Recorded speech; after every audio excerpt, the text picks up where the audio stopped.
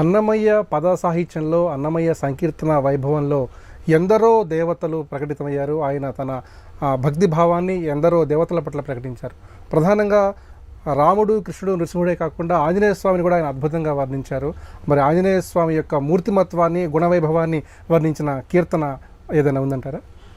అన్నమాచార్యుల వారు ఆంజనేయ సంకీర్తనలో అద్భుతమైన వైవిధ్యం కనబరిచారు. మనకు ఆంజనేయుడు అమేయ బలం, అమేయమైన శక్తి, అంతులేని సామర్థ్యం కలిగిన మనిషి. అయితే ఆంజనేయుడిలో ఉన్న గొప్ప లక్షణం ఏంటంటే ఎంత ఎత్తుకు ఎదిగినా ఒదిగి ఉండాలి అన్న లక్షణం మనకి ఖచ్చితంగా ఆంజనేయ నందనంలో కనబడుతుంది. వినయగుణ సంపన్నుడు. తర్వాత రెండోది, ఆంజనేయుని చరితాన్ని మనకి చూస్తే కనపడేది ఎప్పుడు కూడా పరహితాన్ని కాంక్షించటం. ఆయన చేసిన కార్యాలు, శ్రీరాముడికి సుగ్రీవుడికి మైత్రి కూర్చాడు, అక్కడ పరహితమే. అలాగే సంజీవని పర్వతాన్ని సాధించుకుని వచ్చాడు, అది పరహితమే. సీతాదేవిని అన్వేషించడానికి విశాలమైన సముద్రాన్ని దాటాడు, అక్కడ పరహితమే. ఎప్పుడు చూసినా ఎక్కడ చూసినా ఆంజనేయుని చరితం అనేది సమున్నత హైందవ సంస్కృతికి తలమానికం. ఆ అద్భుతమైన ఆంజనేయ నందనుని చరితం అన్నమయ్య సంకీర్తనలో చాలా గొప్పగా లిఖించబడింది. ముఖ్యంగా అన్నమయ్య సంకీర్తనలో మనకి అధిక భాగం కలశాపుర హనుమంతుని మీద కీర్తించబడ్డాయి. కలశాపురము కాడ కందు వసేసుకుని అలరుచునున్నవాడు హనుమంతరాయుడు, ఎంతో గొప్పగా. అలాగే ఒక గొప్ప సంకీర్తన, ఒక భావం నేను ఇక్కడ చెప్పాలి. ఓ పవనాత్మజ, ఓ ఘనుడ, బాపు బాపనగా పరగితిగా అని చెప్తాడు ఆయన. మిగిలిన సంకీర్తనలకి ఈ సంకీర్తనకి ఒక తేడా ఉంది. ఏమిటంటే ఈ సంకీర్తన చాలా గొప్పగా లిఖించబడ్డమే కాకుండా ఓ దశముఖహర అంటాడు ఆయన ఆంజనేయుని.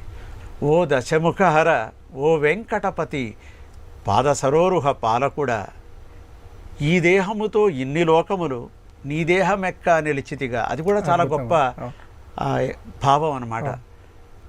ఈ దేహము మొత్తం అన్ని లోకాలు ఎక్కడెక్కాయి? ఎందుకని? శ్రీరామచంద్రమూర్తి ఆయన భుజం మీద కూర్చున్నాడు కాబట్టి సమస్త లోకాలు ఆయన భుజం మీద ఉన్నాయి అని చెప్పడానికి ఈ దేహముతో ఎన్ని లోకములు నీ దేహం ఎక్క నిలిచితిగా అంటాడు. చాలా గొప్ప సంకీర్తన. అలాగే మంగాంబుది హనుమంత అనే సంకీర్తన ఉంది. ఆ సంకీర్తనలో నీ శరణు మేము కోరుతున్నాం అని చెబుతూ చాలా గొప్పగా బాలార్క బింబము ఫలమని పట్టిన ఆలరి చేతల హనుమంత అంటాడు ఆయన. అల్లరి చేతల హనుమంత. అంత గొప్పగా ఆ బాలార్క బింబాన్ని తీసుకొచ్చిన హనుమంతుణ్ణి వర్ణిస్తూ ఆ చరణాల్లో పాతాళ లోకంలో ఉన్న మైరావణుణ్ణి చంపిన విధానం కూడా వర్ణిస్తాడు ఆయన. ఇన్ని చక్కటి అంశాలు అన్నమాచార్య ఆంజనేయ సంకీర్తనలో పొందుపరచబడ్డాయి. ఇప్పుడు మనం ఒక్కసారి మన లాలస స్వరంలో మంగాంబుధి హనుమంత విందాం. మంగాంబుధి హనుమంత,